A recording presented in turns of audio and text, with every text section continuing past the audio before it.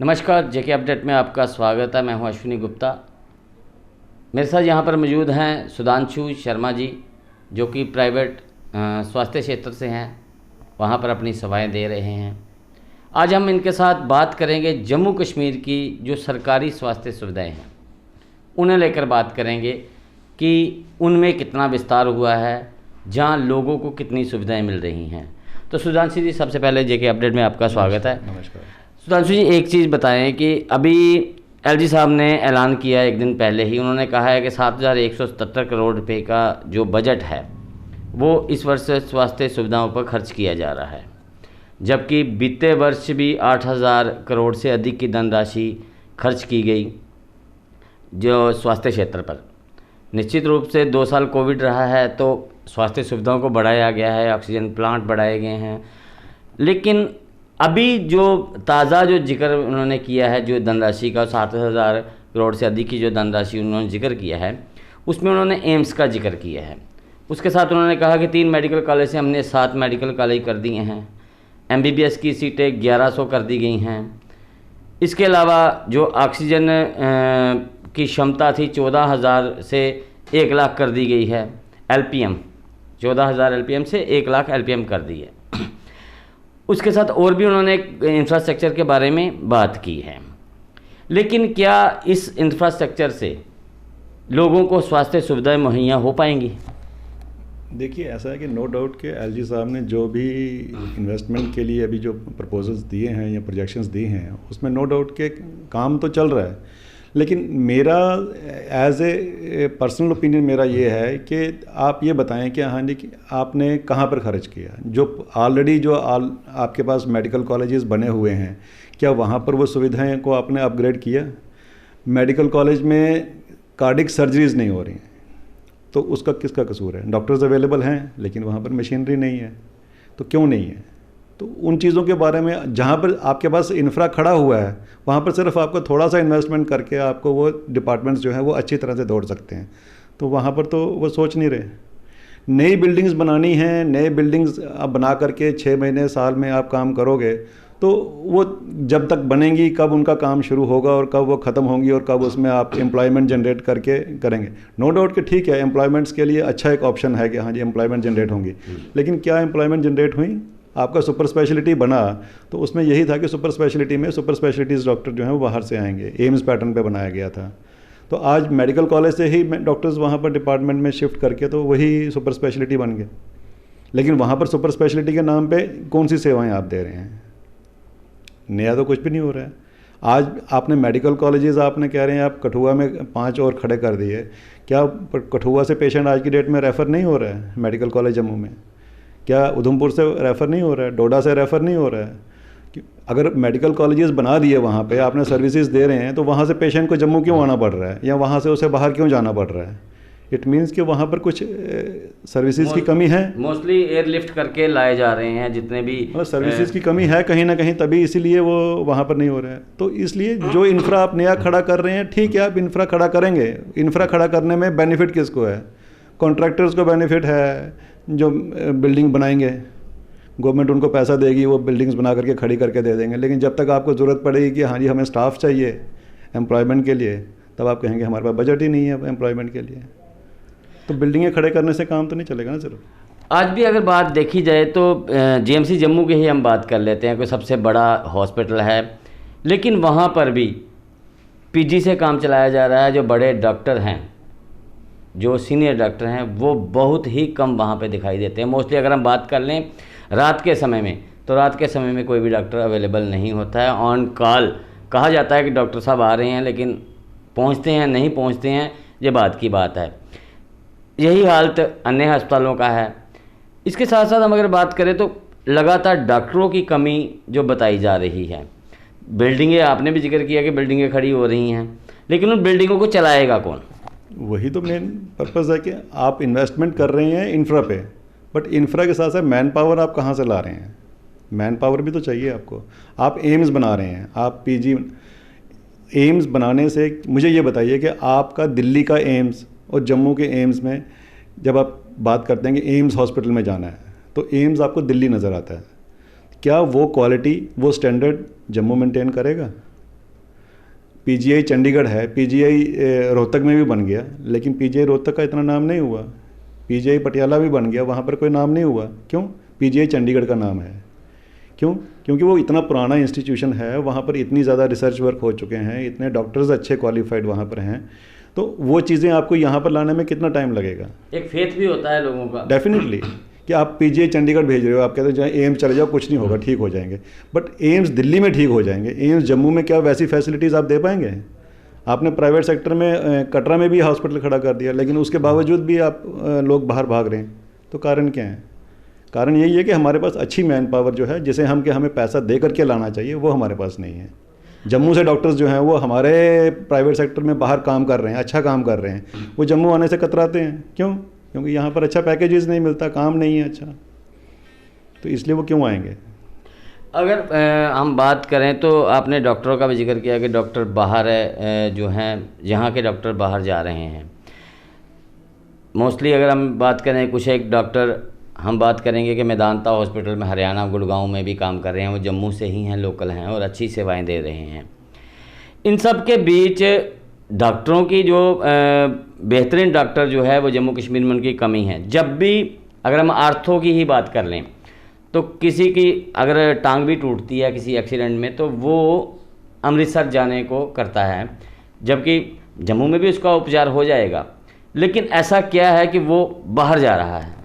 Sir देखो, उसमें 2-3 कारण हैं। एक तो ये है कि ऐसा नहीं हम कह सकते कि हाँ जी कि हमारे डॉक्टर्स जो हैं वो क्वालिफाइड नहीं है, अच्छे नहीं हैं। आप अमृतसर में अगर बात करोगे, शायद जम्मू के ही डॉक्टर्स वहाँ पर सर्जरीज कर रहे होंगे। यहाँ आप गुड़गांव में बात करेंगे आप, तो मेदांता में तो ठीक है, वहाँ पर जम्मू से ही डॉक्टर सर्जरीज कर रहे हैं, लेकिन यहाँ पर उनको वो फैसिलिटीज़ ही नहीं मिल पाएंगी, वहाँ पर वो इंफ्रा नहीं मिल पाएगा, वो ओटीज़, वो टेक्नोलॉजी जो है वो यहाँ नहीं मिल पाएगी, तो वो अच्छा काम कैसे करेंगे? अगर गलत काम करेंगे तो वो कहते हैं ना कि घर के वाले को पहले मार पिटती है, बाहर वाले को बाद में पिटेगी। जम्मू वालों को पहले मार पिटेगी कि अपने गलत इलाज क्यों कर दिया। इसका रीज़न ये है कि हमारे पास टेक्नोलॉजी नहीं है। वो भी कहते हैं ठीक है जी, हमारे पास टेक्नोलॉजी नहीं होने के कारण हम रिस्क क्यों लें? तो ठीक है, अगर बाहर जा रहा है पेशेंट तो बाहर चला जाए। जब तक यहाँ पर फैसिलिटीज़ क्रिएट नहीं होंगी अच्छी आप डॉक्टर्स को टेक्नोलॉजी प्रोवाइड नहीं करोगे तो वो कैसे काम करेंगे? आप बोलोगे कि हाँ जी कि आपके पास अगर मोबाइल की एग्जांपल लूँ मैं, आप उसको 2002 में जो मोबाइल चल रहे थे वो दे दो और बोलोगे हाँ जी फ़ोटो खींच के तो मेरे को अब आप व्हाट्सएप करो, तो वो कहाँ से आएगा? वो अपडेट जो है, सॉफ्टवेयर का अपडेट जो है वो हर 3 महीने में, 15 दिन में, 2 महीने में हो रहा है। तो यही अपडेट जो है वो हर फील्ड में होना चाहिए। डॉक्टर्स को बुरे कहीं पर भी नहीं है, लेकिन उनको आप इंफ्रा तो दोगे काम करने के लिए। अभी जैसा कि आपने भी सुना होगा, जैसे ही कोविड की वेव कम हुई, कुछ एक जो 1400 के करीब जो नेशनल हेल्थ रूरल मिशन के तहत बच्चों की भर्ती की गई थी, कोरोना काल में उनकी सेवाएं ली गई, कोविड पेशेंट के पास उन्हें रखा गया, उनका देखभाल की गई। लेकिन अब कुछ माह पहले ही उन सबको निकाल बाहर किया गया, लेकिन काफ़ी हो हल्ला हुआ, उसके बाद शायद कुछ एक की वापसी भी हुई है। तो यही बातें हम अगर देखें तो आप एक तरफ कह रहे हो कि हम इतने हज़ार करोड़ रुपया खर्च कर रहे हैं स्वास्थ्य सुविधाओं पर, लेकिन वहाँ पर अगर बात करें, आप छोटे लेवल के हेल्थ वर्करों की ही बात करें, एक तरफ आप उन्हें यूज़ एंड थ्रो कर रहे हो, जब आपको ज़रूरत है आप रख रहे हो, उसके नहीं ज़रूरत है तो उनको निकाल बाहर कर रहे हो, कहीं ना कहीं उसका भी इफ़ेक्ट पड़ता है। देखिए, उसमें ऐसा है कि वो एक कोरोना काल जो था ना, आप उसको कह सकते हैं कि वहाँ पर हमें, जहाँ पर आपने एक एग्जांपल मैं लेता हूँ कि आपने जम्मू से दिल्ली जाना है, आप गाड़ी में जम्मू में लोकल घूम रहे हो, आप एवरेज जो है वो 1000 रुपये का तेल डलवा के गाड़ी में रखते हो, लेकिन आपको पता है मुझे दिल्ली जाना है तो आप टैंकी फुल करवा के चलते हो। सेम इज़ द रीज़न कि हमारे पास उस वक्त कोविड में प्रेशर जो था बहुत ज़्यादा था, जिस कारण से कि हमें एडिशनल मैन पावर जो थी वो लेनी पड़ रही थी। जो हमारे प्रेजेंट जो वर्कर्स थे वो कुछ बीमार हो रहे थे, कुछ कोविड पॉजिटिव हो रहे थे, तो उस कारण से हमें एडिशनल मैन पावर लेना ज़रूरी हो गया था उस वक्त। और एडिशनल मैन पावर को नो डाउट कि अगर लिया है आपने तो, और अगर आपके पास वैसे ही कमी है, ये तो था नहीं कि आपके पास उस वक्त कमी नहीं थी और आपने बाद में एडिशनल, आपने एक किस्म से अपनी मैन पावर को कंप्लीट करने के लिए आपने एडिशनल मैन पावर ली।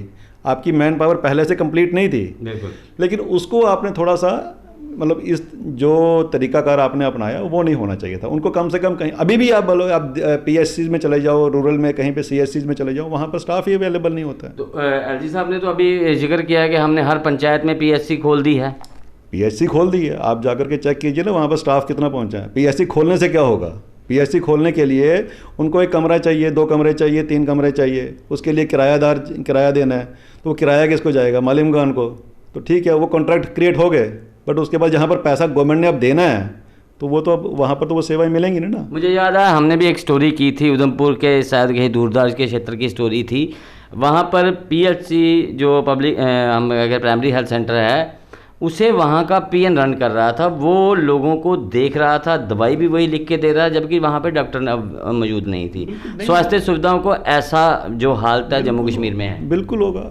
आपने जैसे लास्ट टाइम यहाँ पर ही जम्मू मेडिकल कॉलेज में सुना था कि बहुत शोर हुआ था कि एक वो प्लम्बर नहीं अवेलेबल था, तो किसी पीएन ने जाकर के वो ऑक्सीजन प्लांट जो था वो किया था। तो रीज़न बिहाइंड दैट यही है कि आपके पास मैन पावर ही नहीं है, और आप हॉस्पिटल में लगाने के लिए आपके पास करोड़ों रुपया है, लेकिन सैलरीज देने के लिए पैसे नहीं हैं। तो वो क्या, अब मुझे नहीं मालूम कि बजट कैसे बनते हैं इनके, कि यहाँ जो सलाहकार जो बैठे हैं वो कैसे काम कर रहे हैं कि आपके पास जो अवेलेबल सर्विसेज हैं उनका तो आप यूटिलाइजेशन प्रॉपरली ले नहीं पा रहे हो, और कहने के लिए आप कह रहे हो कि हमने इतने करोड़ रुपया खर्च। आज अगर हम बात करें जीएमसी जम्मू में ही, अगर आपको कोई ऑपरेशन करवाना है तो आपको 6 महीने की, 3 महीने की, 2 महीने की डेट दी जाती है। हालांकि वो बड़े इमीडिएट ऑपरेशन होते हैं, लोगों को जान भी जा सकती है अगर समय पे ना हो।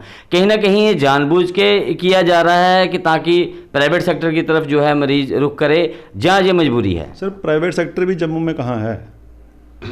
अगर मैं आपकी बात को ही सही मानूं कि हाँ जी ये इसलिए नहीं कर रहे हैं कि प्राइवेट सेक्टर को लाना है, प्राइवेट सेक्टर को लाने के लिए इनको ये काम करने की ज़रूरत क्यों पड़ रही है?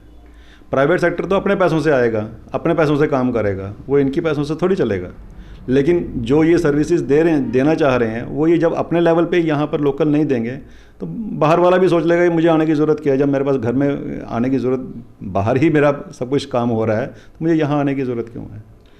बाहर के बड़े हॉस्पिटल हैं जो अगर हम बात करें तो वो अपने छोटे छोटे यहाँ सेंटर तो खोले हुए हैं, लेकिन उस प्रकार से यहाँ पूरी तरीके से उन्हें रन नहीं कर रहे हैं। अगर ऑपरेशन करना है तो वो पेशेंट को देख तो जाते हैं जहाँ पर, लेकिन ऑपरेशन करवाने के लिए पेशेंट को से फिर दूसरी स्टेट में ही जाना पड़ेगा। तो आपको क्या लगता है कि क्यों वो लोग यहाँ पर ही अच्छे हॉस्पिटल जो है प्राइवेट सेक्टर के नहीं खोल रहे हैं? सर नहीं खुलेंगे। मैं आपको बता दूं कि जम्मू कश्मीर में प्राइवेट सेक्टर नहीं आएगा और ना ही हेल्थ सेक्टर में काम करेगा। उसका रीज़न बिहाइंड दैट कि पहली गवर्नमेंट नहीं काम करवाना चाहती, दूसरा प्राइवेट सेक्टर आना ही नहीं चाहता। क्यों? क्योंकि यहाँ पर जो गवर्नमेंट का सेटअप, जो काम करने का तरीकाकार जो है वो प्राइवेट सेक्टर को बिल्कुल पसंद नहीं है, सीधी सी बात। उसका रीज़न, हम आते हैं यहाँ पर सर्विसेज दे रहे हैं, आप क्या सोचते हो कि हाँ जी कि एक मेदांता हॉस्पिटल जो है वो जम्मू में आएगा तो उसके लिए क्या काम कर पाएगा? नहीं कर पाएगा। आप ओपीडी नर्सिंग होम जो है वो तो आप पास गाइडलाइंस हैं नहीं कि उनको चलाने के लिए क्या चाहिए, तो कॉरपोरेट को क्या बुलाओगे आप? कॉरपोरेट जो करोड़ों रुपया खर्च करके आना चाहेंगे उनके लिए आपको इंफ्रा एक सिस्टम क्रिएट करके देना पड़ेगा, वो आपके पास है ही नहीं है। तो अभी जिस प्रकार से सुधांशु जी ने बात की कि स्वास्थ्य सुविधाओं में सबसे बड़ी बात जो ढांचे खड़े करने से बेहतर नहीं इलाज मिलेगा।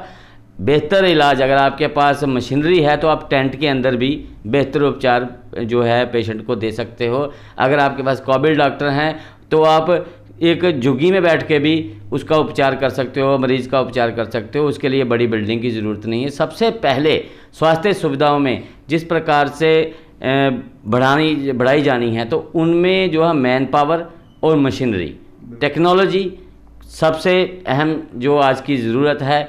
आपके पास डॉक्टरों की पूरी तादाद हो, पैरामेडिकल स्टाफ का पूरा इंतज़ाम हो, उसके साथ साथ आपके पास वो सारी मशीनरी उपलब्ध हो जो प्राइवेट सेक्टर के प्राइवेट हॉस्पिटलों में, जहाँ अच्छे बड़े हॉस्पिटलों के पास उपलब्ध है।